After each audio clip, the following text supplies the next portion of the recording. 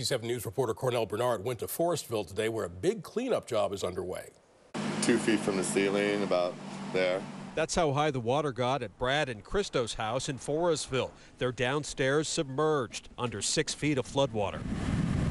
A fan is working overtime trying to dry everything out. The couple lost a lot. Artwork that was downstairs in storage, refrigerator, freezers, turned upside down, floating. This was the view on Wednesday. High water as far as you could see. Their car replaced by a trusty canoe. Welcome to FORESTVILLE. Yeah.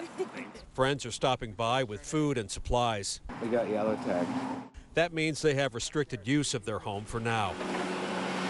Ziad Damani is tossing out waterlogged insulation and everything else that got wet in the flood, and that's just about everything in his house. Let's say I'm 6 feet, and if I put my hand up, there's a good 2 more feet before I hit the water line. I canoed in the other day. In Sebastopol, there's a big mess to clean up inside the Barlow shopping district, a collection of high-end shops and eateries. Many stores had extensive flood damage. See this line? That's how high the water was. That's how high the water was. Across Sonoma County, friends and neighbors are stepping up and pitching in to help. The one positive side is there's definitely a bigger sense of community right now. Yeah. You know, like I met a lot of neighbors I haven't met before. Everyone is making sure everyone's okay. So, folks we talked to today say they had flood insurance, but others did not.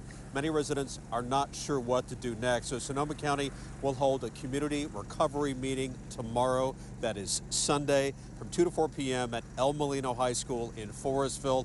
Lots of officials will be there to answer questions and help folks get back on their feet. In FORESTVILLE, Cornell Barnard, ABC 7 News.